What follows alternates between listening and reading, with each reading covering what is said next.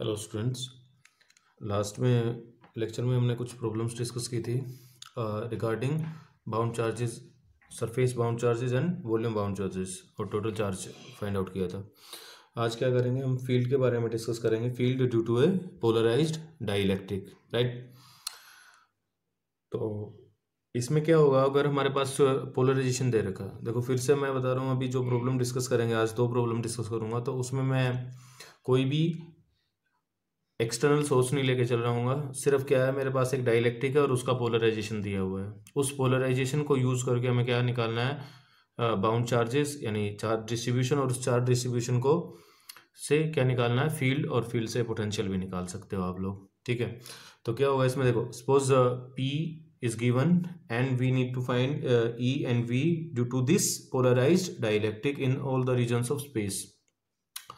So method क्या रहेगा इसमें, P given है और आपसे क्या पूछ रहा होगा, इलेक्ट्रिक फील्ड बताओ आप। तो इसमें क्या होगा, गिवन पी के लिए हमें क्या कैलकुलेट करना पड़ेगा, सबसे पहले rho B and sigma B, so that charge distribution is known, then using the previously known methods Gauss law और Coulomb's law we can easily calculate potential और इलेक्ट्रिक फील्ड जो भी होगा, ठीक है।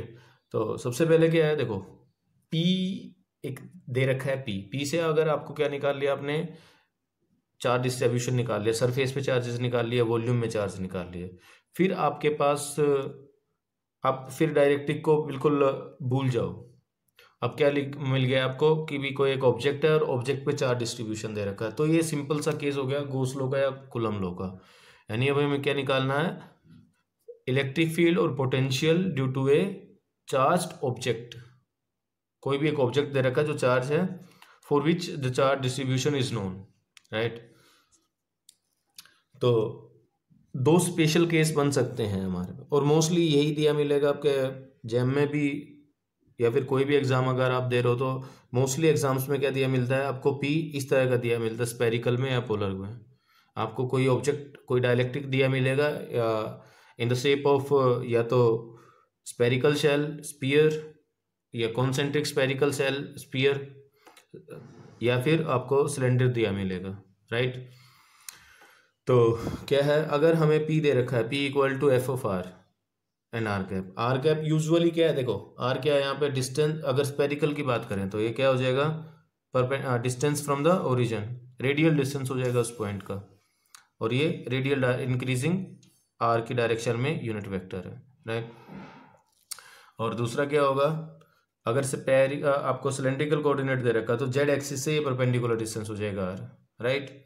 सो अगर आपको P इस तरह से दे रखा है इन स्पेरिकल और सिलेंड्रिकल कोऑर्डिनेट, तो ऐसे केसेस में क्या करेंगे, तो आपको आप रो बी और सिग्मा भी निकाल सकते हैं। तो इस स्पेशल केस के लिए जो रो बी होगा वो क्या होगा, फंक्शन ऑफ आर होगा इन जनरल।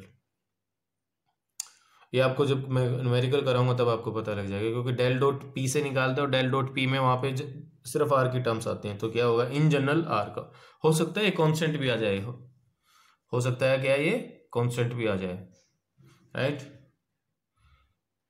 और नेक्स्ट पे क्या करेंगे, जो रो भी आएगा इस केस, इसी केस में बता रहा हूँ, ये मत सोचना कि मैं सभी जितने भी डायलेक्ट्रिक्स होंगे उनके लिए कांस्टेंट आएगा, फंक्शन ऑफ आर आएगा, सिर्फ इस केस के लिए, इस केस के लिए, राइट।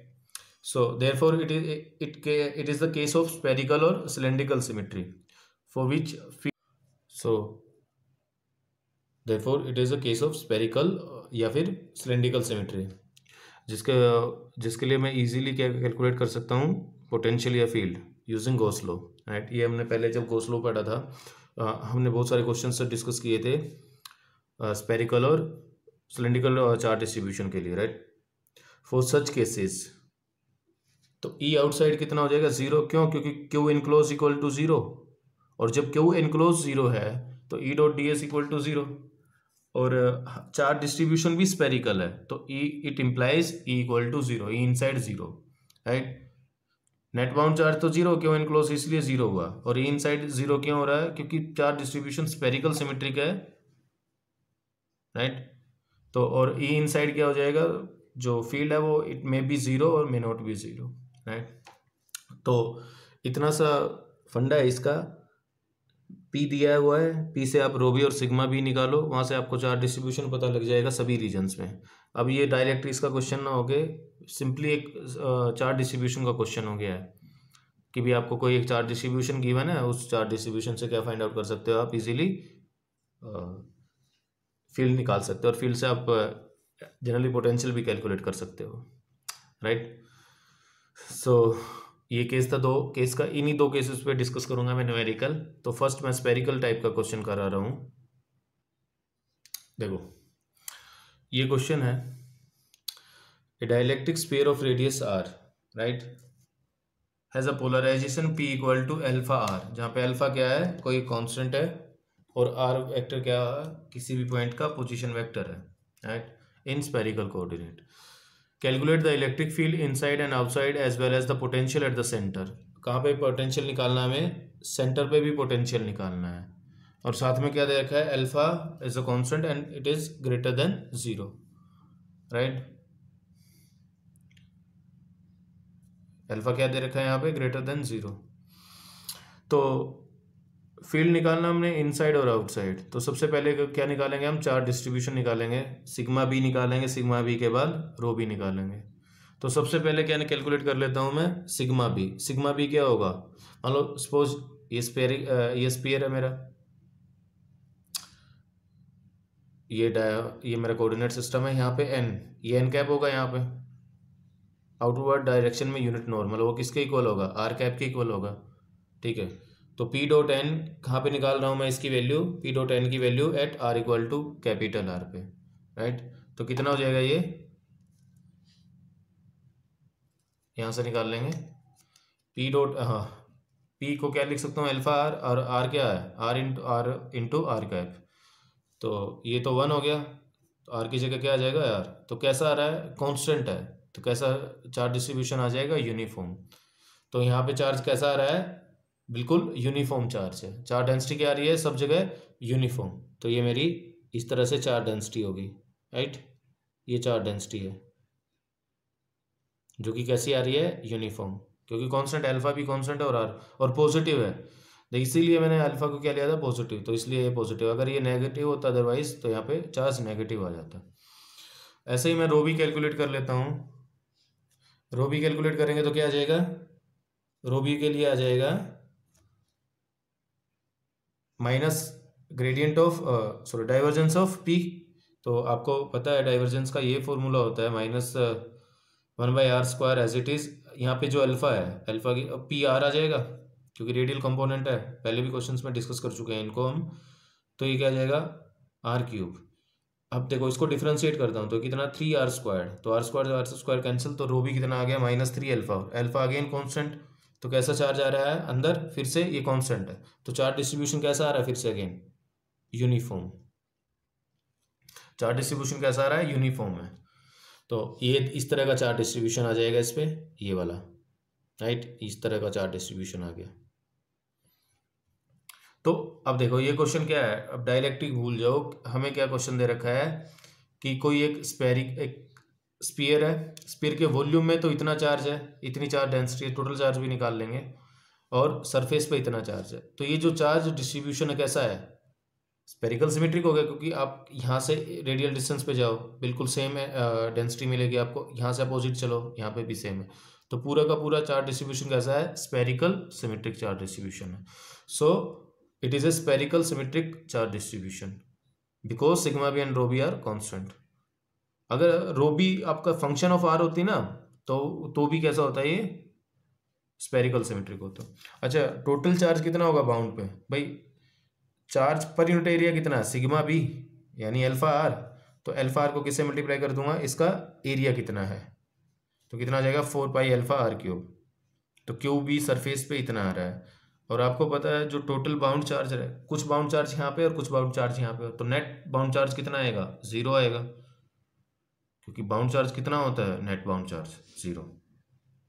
तो वॉल्यूम में कितना बाउंड चार्ज आ रहा है, इतना, तो 2 आ गया मेरे पास, ये आ गया, ये निकाल लिया हमने, कैलकुलेट कर लिया, ये कैलकुलेट कर लिया, ये कैलकुलेट कर लिया, तो 4 चीज़ें आ गई। नेक्स्ट में चलते हैं, मैं फील्ड कैलकुलेट करता हूँ, ठीक है, फील्ड कैलकुलेट करते हैं। देखिए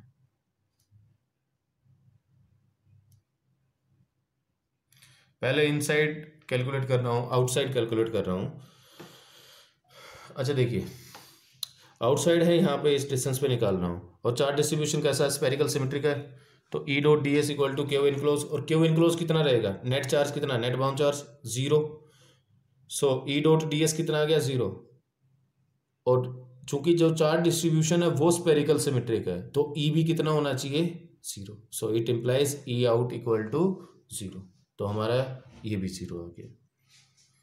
ये हम डिस्कस कर चुके हैं ना कि भी अगर integral E dot D S equal to 0 है और साथ में चार्ज डिस्ट्रीब्यूशन स्पेरिकल सिमेट्रिक है, तो इसका मतलब क्या हुआ, ई भी 0 है।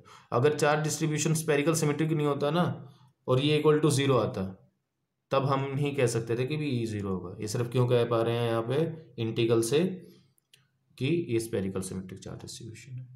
अब इनसाइड भी है, इनसाइड दो तरीके हैं आपको इनसाइड कैलकुलेट करने के, आप दो तरीके से कर सकते हो इनसाइड। या तो गोस लॉ अप्लाई कर लो, या फिर जो रिजल्ट आपने पहले फाइंड आउट किए हुए हैं आप कैलकुलेशन से बच जाओगे, तो उससे भी कर सकते हैं। जो ई इनसाइड जो फील्ड होगा वो क्या होगा, field due to a charge on the surface, जो सरफेस पे चार्ज है, plus field due to the charge on the volume, जो वॉल्यूम पे चार्ज। अच्छा, जो सरफेस पे चार्ज होगा वो किसकी वजह से कितना होगा, जो सरफेस पे चार्ज क्या है, एक स्पेरिकल शेल है ये, और यूनिफॉर्मली चार्ज है। तो आपको पता है कि यूनिफॉर्मली चार्ज स्पेरिकल शेल की वजह से इनसाइड फील्ड कितना होता है, 0 हर एक पॉइंट पे। तो आ गया यहाँ पे 0, राइट। और ई आउट, अब जो वॉल्यूम पे जो चार्ज है वो यूनिफॉर्मली डिस्ट्रीब्यूटेड है, उसकी हमें चार्ज डेंसिटी भी पता है, रो भी पता है कितनी है। तो आपको पता है जब हमारे पास कोई uniformly charge spherical shell sphere होता है, तो उसकी वजह से फील्ड कितना होता है हमेशा, क्या होता है हमेशा, field rho R by 3 epsilon naught. कितना हो जाएगा वहाँ से, rho R by 3 epsilon naught. ये होता है ना rho R by 3 epsilon naught. तो उसकी वजह से रो की जगह कितना आ जाएगा यहाँ पे, -3 अल्फा है रो, तो -3 alpha R by 3 epsilon naught. तो कैंसिल हो गया, तो कितना आ गया, -अल्फा। अगर रेडियल की बात करें, और आना भी चाहिए नेगेटिव, क्यों, क्योंकि फील्ड कैसा है यहाँ पे, नेगेटिव है ना, चार्ज कैसा है, नेगेटिव। तो फील्ड कहाँ होगा, इनसाइड फील्ड जो होगा वो किस डायरेक्शन में होगा, इनसाइड, रेडियली इनवर्ड डायरेक्शन में होगा फील्ड, ठीक है। तो एक मेरे पास ये आ गया ई इनसाइड। अब ई इनसाइड भी आ गया, ई आउटसाइड भी आ गया, हमें दोनों यही पूछे थे। और एक और जो सेकंड पोर्शन में पूछा हुआ था वो क्या पूछा है, सेकंड में क्या पूछा हमसे, पोटेंशियल निकालना है यहाँ पे सेंटर पे। फिर से वही बात, यहाँ पे क्या लिख लेंगे भाई, जो सेंटर पे जो पोटेंशियल होगा वो क्या होगा, इस चार्ज डिस्ट्रीब्यूशन की वजह से सेंटर पे पोटेंशियल, यानी VC due to the charge on the surface plus VC due to the charge in the volume. अच्छा, जो सरफेस पे होगा, सरफेस पे बिल्कुल क्या है, स्पेरिकल शेल है, स्पेरिकल शेल की वजह से सेंटर पे कितना पोटेंशियल होता है, जितना उसके सरफेस पे, के क्यू बाई आर। तो K Q surface by R plus 3/2 K Q volume by are. अच्छा, ये किसकी वजह से आ रहा है, ये वाला पोर्शन, ये सॉलिड स्फीयर की वजह से है। आपको पता है कि किसी भी सॉलिड स्फीयर की वजह से पोटेंशियल उसके सेंटर पे क्या होता है, 3/2 times potential at the surface, potential at the surface. तो यहाँ पे 3/2 आ जाएगा के क्यू वॉल्यूम बाई आर। और आपको पता है ये क्या है, इसका नेगेटिव है ये दोनों, Q surface equal to minus Q B volume. तो क्यू सरफेस की जगह minus Q B volume put किया मैंने, तो ये पूरा कॉमन बाहर आ गया। जब इसको सोल्व करते हैं और क्यू वॉल्यूम की वैल्यू पुट करते हैं, तो जो फाइनल आंसर आएगा मेरे पास क्या आ जाएगा, ये आ जाएगा। बस ये आपको फॉर्मूला पता है, याद रखना है। ये क्या है, potential due to a, potential at the centre due to a uniformly charged solid sphere, right. आपको रो बाई 6 एप्सिलॉन नॉट वाला फॉर्मूला अगर आपको याद हो तो वहाँ से भी R0 पुट कर सकते हो किसी जनरल पॉइंट पे। तो हमने क्या क्या फॉर्मूला, क्या क्या कैलकुलेट किया है, आंसर जो आया है, ई आउट कितना आ रहा है 0, ई इनसाइड कितना आ रहा है -alpha R by epsilon naught, और जो सेंटर पे जो पोटेंशियल आ रहा है ये आ रहा है। अभी मैं दूसरे मेथड से भी बताऊंगा इसको, पोटेंशियल को कैसे फाइंड आउट कर सकते हो आप सेंटर पे, VR पे भी निकाल सकते हो, कोई इशू नहीं है। उसके लिए आपको एक यूनिफॉर्मली चार्ज स्फीयर की वजह से आपको पोटेंशियल पता होना चाहिए यहाँ पे कितना होता है, rho by 6 epsilon naught into 3r² minus r², right. तो ये हो जाएगा हमारा, यहाँ से भी निकाल सकते हो। और रो भी कितना आया था -3 अल्फा, रो भी कितना आया था, सिग्मा भी कितना आया था अल्फा आर, और क्यू जो सरफेस आया था वो कितना था, पॉजिटिव आया था, और मल्टीप्लाई कर दिया था, तो फाइनल आंसर ये आ गया मेरे पास। तो इस क्वेश्चन में देखो कितने क्वेश्चन हो गए, आपसे ई आउट पूछ सकता है, ई इनसाइड पूछ सकता है, ई इनसाइड किसी भी पॉइंट पे पूछ सकता है, वो r/2 पे पूछ सकता है, r/3 पे पूछ सकता है, या फिर r/4 पे पूछ सकता है। और सेंटर पे इसमें पूछ लिया पोटेंशियल आपसे, यहाँ से किसी r/2 पे भी पूछ सकता था। तो आपको जनरल पॉइंट पे भी पोटेंशियल पता होना चाहिए, ठीक है। और मैंने बताया वी आर कैसे निकालेंगे भाई, इसकी वजह से तो कितना आएगा, के क्यू सरफेस बाय आर, और इसकी वजह से यहाँ पे आर डिस्टेंस पे कितना आएगा, उतना ही आएगा जितना एक सॉलिड स्फीयर की वजह से होता है, यूनिफॉर्मली चार्ज सॉलिड स्फीयर की वजह से। वो कितना होता है, rho epsilon naught into 3r² minus r²। या फिर देखिए आप जो पोटेंशियल है ना, इसको दूसरे मेथड से भी कर सकते हैं।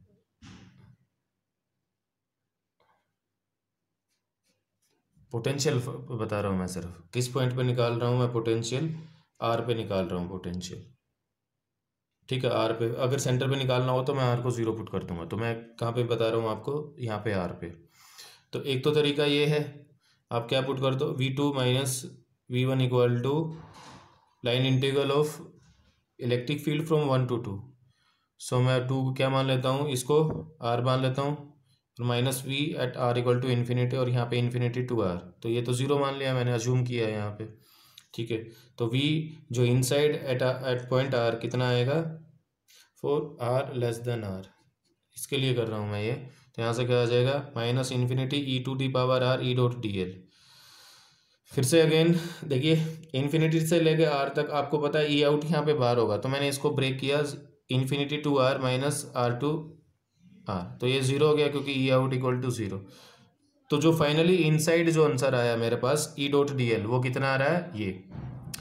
तो देखिए अब इसमें क्या करूँगा मैं,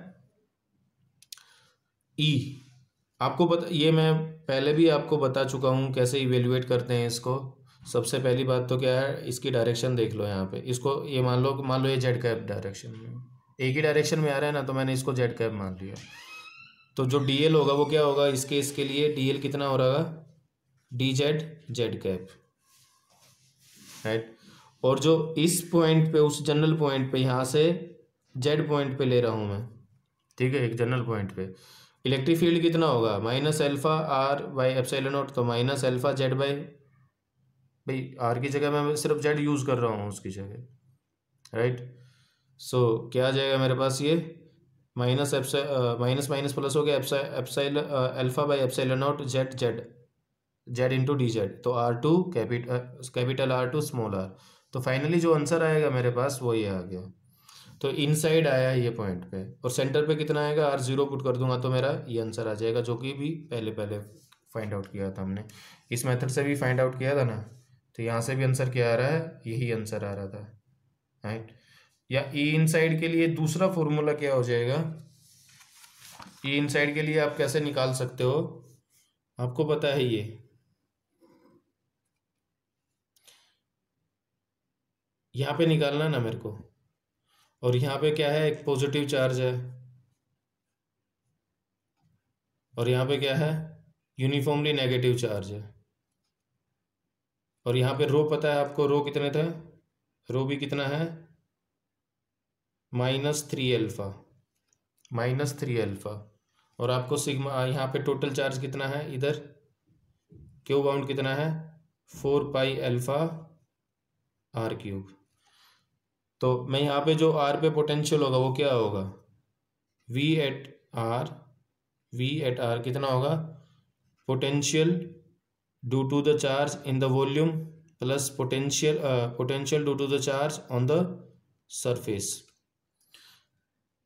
जो पोटेंशियल वॉल्यूम में होगा स्पीयर की वजह से, एक फॉर्मूला आपको बता देता हूँ मैं, स्पीयर की वजह से जो पोटेंशियल होता है सॉलिड स्पीयर की वजह से, आर डिस्टेंस यहाँ पे, अगर आपको नहीं पता तो आप इनको रिवाइज कीजिए, आप जितने भी फॉर्मूले हैं। तो पोटेंशियल कितना होता है, rho by 6 epsilon naught 3r² minus r², ये फॉर्मूला होता है।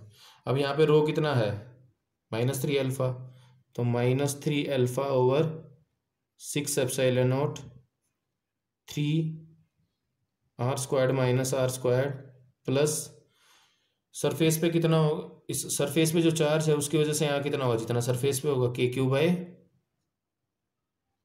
और क्यू कितना है 4πα r³। अब जब इसको सोल्व करेगा ना, बिल्कुल सेम आंसर आ रहा होगा जो भी आ रहा होगा। आप इसको सोल्व कर सकते हो, यही आंसर आएगा फिर सेकेंड। तो ये और ये, तो पोटेंशियल निकालने के मैंने 2-3 तरीके से बता दिया आपको, पोटेंशियल कैसे निकाला, जो भी आपको इजी लगे आप निकाल सकते हो। ये सबसे इजी था यहाँ पे जो मैंने बताया था। ये E.dl वाला थोड़ा सा लेंथी है, आता है ये E.dl, ये आता है, ये जो है ये इन्हीं से आता है। बस इसमें कैलकुलेशन अवॉइड कर लोगे आप, यहाँ पे कैलकुलेशन कम बनेगी, ठीक है। यहाँ पे किसी भी पॉइंट पे निकाल सकते हो आर पे। तो ये क्वेश्चन था आपका आज के लिए। नेक्स्ट में मैं एक क्वेश्चन और करवाऊंगा आपसे, सिंपल सा क्वेश्चन है। Thank you. सो देखिए ये क्वेश्चन आपको दे रखा है, A dielectric shell having inner and outer radii A and B has a polarization P equal to beta r cap by r², जहाँ पे r क्या है, रेडियल डिस्टेंस है। Find electric field in all the regions where beta is a constant greater than 0। So मेरे पास ये polarisation दे रखा है, और ध्यान रखना जब भी इस टाइप के फील्ड का जब हम डाइवर्जेंस लेते हैं तो आपको ध्यान रखना चाहिए कि r कैप बाई r² का जो डाइवर्जेंस है वो डिराक डेल्टा होता है, तो ध्यान रखना।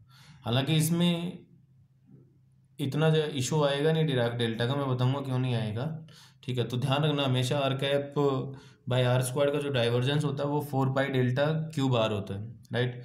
सो ये मेरे पास एक फंक्शन ये इस तरह की दे रखी सिचुएशन, इनर रेडियस A है, B है, और यहाँ पे कोई डाइलेक्ट्रिक फील कर रखा है इसने, यहाँ पे क्या है, कोई डाइलेक्ट्रिक है, इस तरह से ध्यान रखना, यहाँ पे कोई डाइलेक्ट्रिक है। तो क्या करेंगे, एक रीजन 1 हो गया मेरे पास, रीजन 2 हो गया और रीजन 3 हो गया।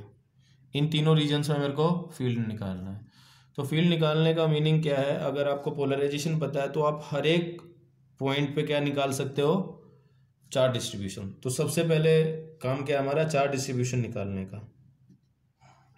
चार्ज डिस्ट्रीब्यूशन निकाल रहा हूँ मैं पहले, वॉल्यूम चार्ज P दे रखा है, देखो P क्या दे रखा है, P equal to beta by r² r cap, ये दे रखा है। सो वॉल्यूम चार्ज जो होगा, सबसे पहले क्या होगा, निकाल रहा हूँ मैं वॉल्यूम चार्ज डेंसिटी। अभी टोटल चार्ज नहीं निकाल रहा हूँ, सिर्फ क्या निकाल रहा हूँ, डेंसिटी निकाल रहा हूँ, रो भी निकाल रहा हूँ। तो रो भी पता है आपको, डेल डॉट P ये किसका होगा, सिग्मा B। अब यहाँ पे क्या लिख सकता हूँ मैं, minus gradient del dot of beta r² r cap, इसका क्या लेना है मेरे को, डाइवर्जेंस लेना है, राइट। इसको क्या, इसका क्या लेना है मेरे को यहाँ पे, डाइवर्जेंस। तो बीटा कांस्टेंट है तो बाहर आ जाएगा। तो इसके डाइवर्जेंस का आपको पता है, स्पेरिकल पोलर कोऑर्डिनेट में क्या होता है, rho B equal to -1/r² d/dr into r² into P of r कितना है, बीटा बाई r², तो कैंसिल हो गए, और ये क्या है, d बीटा बाई dr क्या बनेगा, 0 बनेगा। तो रो भी कितना आ गया, 0। तो रो भी कितना आ रहा है, इक्वल टू 0। तो चार्ज जो वॉल्यूम में जो चार्ज होगा, वॉल्यूम में कोई भी चार्ज नहीं है। तो देखो यहाँ पे मेरे को कोई दिक्कत नहीं हुई। अगर देखो यहाँ से डायरेक्ट आप करते ना इसको, तो ये क्या आता है, माइनस बीटा बाहर आ गया, ये बना del dot of r cap by r²। और आपको पता है ये क्या बनेगा यहाँ पे, ये हमेशा क्या होता है, 4π∆Q r कैप। बट इसमें क्या है आपको, अब देखो यहाँ पे जो प्रॉब्लम कहाँ आ रही थी, 0 पे ना, आपको पता है कि भी जो डेल्टा डिराक डेल्टा फंक्शन है वो कहाँ पे इनफाइनाइट होगा, जीरो पे। और आर नॉट इक्वल टू पे कितना होगा, ये जो ये वाला रीजन हम इसी रीजन में चेक कर रहे हैं ना, इस रीजन में क्या है, बिकॉज आर एक नॉट इक्वल टू जीरो, सो ये कितना आ गया, जीरो। तो यहाँ से भी जीरो आ रहा है डिराक डेल्टा से भी, या फिर यहाँ से भी कर सकते हो। हाँ, अगर हम यहाँ कैलकुलेट कर रहे होते ना और पोलराइजेशन यहाँ दे रखा होता तब कोई और इशू होता, तब मेरे को डिराक डेल्टा फंक्शन लेना पड़ता है यहाँ। समझ में आ रही नहीं बात? तब क्या लेना पड़ता है मेरे को, डिराक डेल्टा। ऐसा क्वेश्चन मैं करवाऊंगा जब जो पोलराइजेशन में करवाऊंगा, सॉरी डिस्प्लेसमेंट वेक्टर जब मैं करवाऊंगा, ठीक है। तो यहाँ पे कोई भी दिक्कत नहीं है, तो आप ले सकते हो डिराक डेल्टा, कोई दिक्कत नहीं है। अब डिराक डेल्टा आपको पता है, R not equal to zero पे डिराक डेल्टा क्या होगा, हमेशा जीरो। इनफाइनाइट कहाँ होगा, आर इक्वल टू जीरो पे। और इस रीजन में हम निकाल रहे हैं, इस रीजन में क्या है, R not equal to zero, तो ये डेल्टा भी क्या बन गया, जीरो। तो रो भी यहाँ से भी निकाल सकते हो या यहाँ पे से भी निकाल सकते हो, कोई दिक्कत नहीं है, कैसे भी निकाल सकते हो दोनों से। तो रो भी कितनी आ रही है, जीरो। ऐसे ही सरफेस चार्ज डेंसिटी निकाल लेंगे, दोनों केसेस पे निकाल लेंगे, दोनों सरफेसिस पे, इस पे भी और इस पे भी। तो अब क्या निकाल रहा हूं मैं, सरफेस चार्ज डेंसिटी,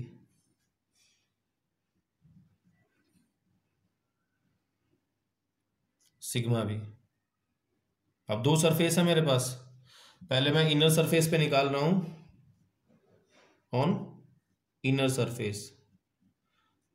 अच्छा एक बात बताइए, इनर सरफेस पे क्या है, इनर सरफेस पे क्या रहेगा मेरे पास, ये एन कैप जो है, यहाँ पे अगर मान लो मैं एन कैप ड्रॉ करूंगा, ये वाला इधर है, यहाँ पे एन कैप कर रहा हूँ, तो एन कैप कहाँ होगा, इस डायरेक्शन में होगा ना, अवे फ्रॉम द वॉल्यूम, ये पहले बता चुका हूँ। और आउटर सरफेस पे कहाँ होगा, एन कैप ऐसे आर की डायरेक्शन में, और यहाँ क्या किस पे होगा, माइनस आर कैप में।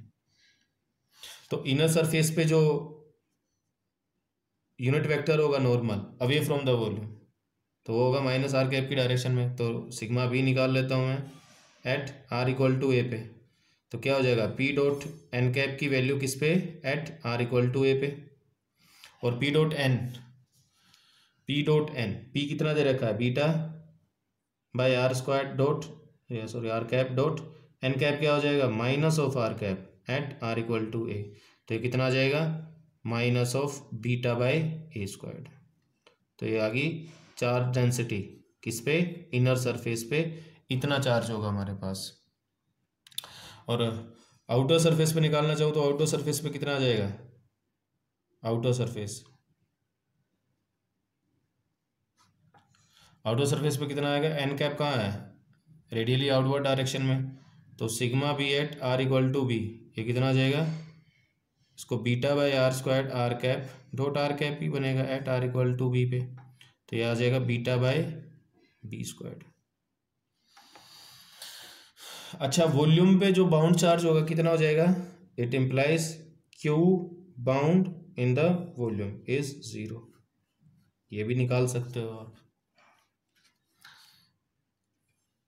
और सरफेस पे जो बाउंड चार्ज, ये तो चार्ज डेंसिटी आई ना, आप टोटल चार्ज भी निकाल सकते हो। यहां से कितना आ जाएगा, क्यू बाउंड किस पे,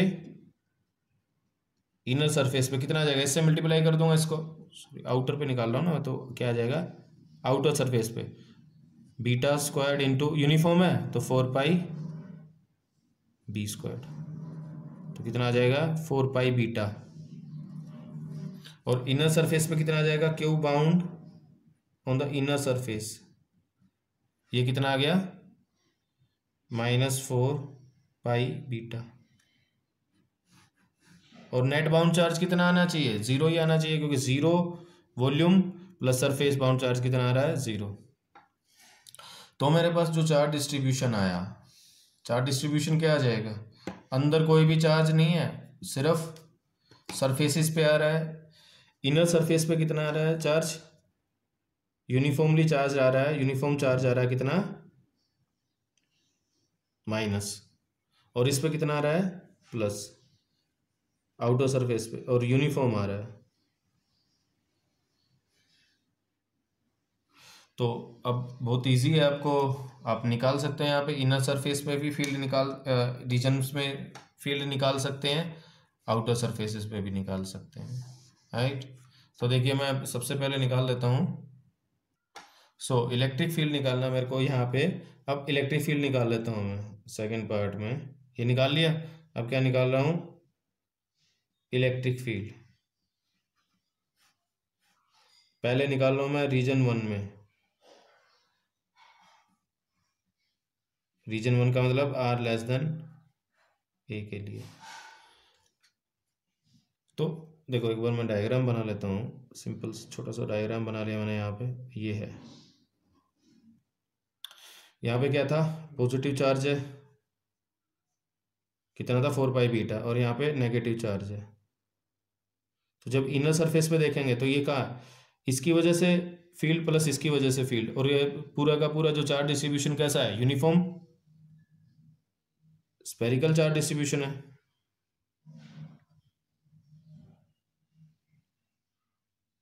सो ई इन साइड यहाँ पे कितना आ जाएगा? ई इन साइड कितना आ जाएगा? 0। सो डायरेक्टली लिख सकते हो आप, ई इन साइड बिना देखे इसको 0 आएगा। ई आउटसाइड में कौन से रीजन में निकाल सकता हूं मैं? रीजन 2 में। Region 2 that is R greater than equal to A less than equal to B, इसके लिए। तो रीजन बी में क्या होगा? देखो यहाँ पे पोटेंशियल निकाल रहे हैं हम, किसकी वजह से? इसकी वजह से पोटेंशियल प्लस इस चार्ज डिस्ट्रीब्यूशन की। इस चार्ज डिस्ट्रीब्यूशन की वजह से पोटेंशियल क्या होगा? 0। सॉरी, फील्ड फील्ड फील्ड कितना होगा? 0, क्योंकि ये कैसा है? यूनिफॉर्मली एक स्पेरिकल शेल है। तो सिर्फ किसकी वजह से होगा? इसकी वजह से होगा, आर डिस्टेंस पे। तो कितना आ जाएगा? ई इन द सेकेंड रीजन, इसको आप फर्स्ट भी लिख सकते हो, कोई दिक्कत नहीं है। ई सेकेंड रीजन में कितना हो जाएगा? सिर्फ इसकी वजह से होगा ना, के क्यू पे, के बाई आर इंटू क्यू। इस पे टोटल चार्ज कितना है? Q bound charge on the surface, inner surface पे। तो कितना आ जाएगा? इनर सरफेस पे चार्ज कितना है? -4 पाई बीटा, -4 पाई बीटा इंटू के ओवर आर। अब एप्सिलॉन नोट के टर्म्स में भी लिख सकते हो इसको, या फिर ऐसे भी छोड़ सकते हो। के क्या होगा? 4 पाई एप्सिलॉन नोट कितना आ जाएगा? 1 बीटा एप्सिलॉन नोट आर। तो ई इनसाइड आ गया ये। या फिर अगर वेक्टर फॉर्म में लिखना चाहो तो वेक्टर फॉर्म में क्या होगा? E second minus beta over epsilon naught R, sorry R squared है ना, के आर स्क्वायर्ड आएगा। तो यहाँ पे क्या आएगा? R squared, R vector. Next region पे भी देख सकते हो, सी पे, रीजन 3 पे, R greater than B. Net charge कितना है यहाँ पे? इसकी वजह से, जब इसकी वजह से स्पेरिकल सिमेट्रिक चार्ज डिस्ट्रीब्यूशन है, कोई चार्ज एनक्लोज नहीं है, तो ई थर्ड पे कितना आ गया? 0। ठीक है, ऐसे ही पोटेंशियल भी निकाल सकते हो आप। मैं इसको दे देता हूँ आपको, also calculate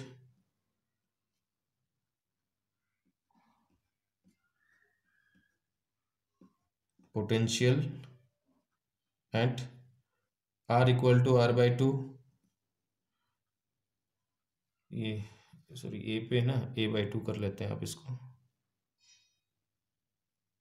eight A/2 and R equal to 2B। R equal to 2B पे आपको ये फाइंड आउट करना है। ठीक है, अब इसको कैलकुलेट करना और आंसर चेक करना, आंसर कितना आ रहा है। या फिर आप, या फिर ऐसे भी कह सकते हैं फाइंड, बल्कि ये लिख लो आप, find potential in all the regions.